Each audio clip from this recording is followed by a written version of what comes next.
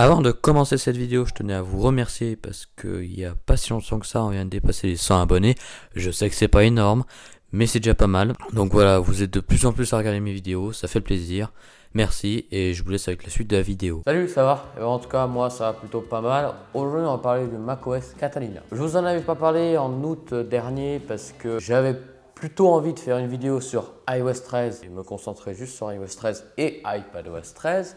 Et maintenant, je vais vous faire une vidéo sur macOS Catalina qui est sortie il y a environ un mois. Premièrement, on a des nouvelles applications qui arrivent. Donc on a Find My, qu'on avait vu arriver sur iOS 13 et iPadOS 13 qui remplace Find My iPhone. Ça permet de vous localiser comme avant ou localiser d'autres produits Apple ou d'autres personnes. Ces applications, elles étaient sur iOS, donc toutes les applications que je suis en train de vous présenter, elles étaient sur iOS, elles arrivent sur le Mac. Donc Stocks, qui est l'application de bourse, News, qui n'existe pas en France mais aux États-Unis et donc qui vous permet d'avoir les informations. On a aussi l'application Podcast et l'application Apple TV. Avant, on avait iTunes qui regroupait les podcasts, les films et la musique. Et du coup, maintenant, Apple ont décidé de tout y enlever. D'ailleurs, dans leur conférence, ils ont d'ailleurs rigolé, ils ont dit pourquoi pas mettre Safari dans l'application Apple Music. Can iTunes do even more?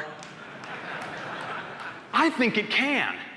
Like, how about calendar in iTunes? I mean, you could have all of your appointments and your best tracks right in one app. And maybe Safari in iTunes. And how are you going to switch between these apps? Well, of course you'll add a dock. I think we've nailed it.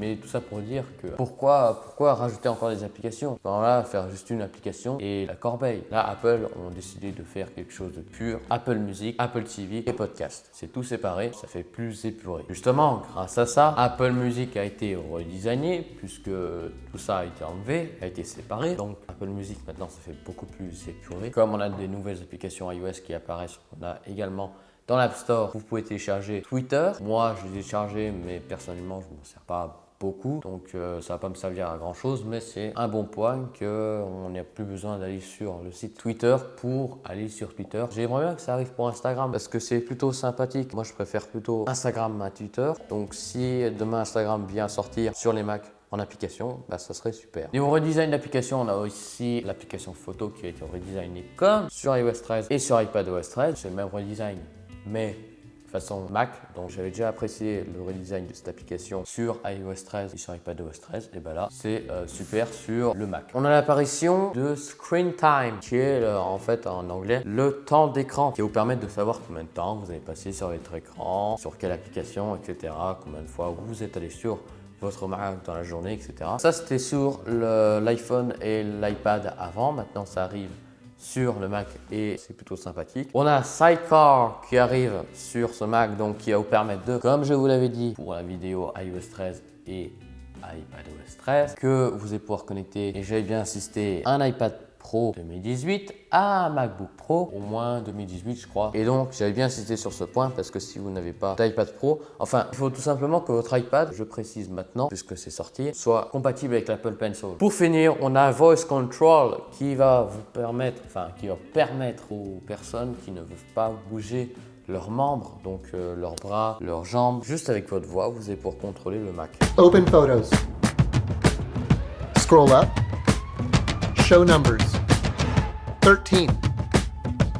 Par exemple, je suis dans Page, j'ai plusieurs options. Je vais aller dans les fichiers. Il y a un numéro qui va s'afficher, c'est 1. Donc je vais dire 1 et c'est bon, ça va m'emmener sur l'option fichier. Pareil pour afficher des grilles quand vous êtes dans l'application Map. Ça c'est plutôt pas mal. Apple avait déjà fait un pas avec Voice Over qui vous permet d'énoncer ce qu'il y a sur votre iPhone. Si vous cliquez par exemple sur l'application Safari, il va vous dire Safari, donc vous avez ouvert l'application Safari.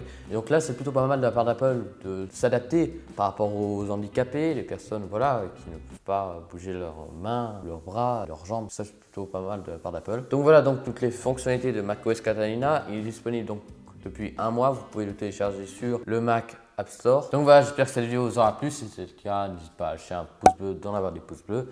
Et puis sinon, on peut se retrouver sur Snapchat, Twitter, Instagram et bien entendu sur la chaîne YouTube. Allez, bye bye.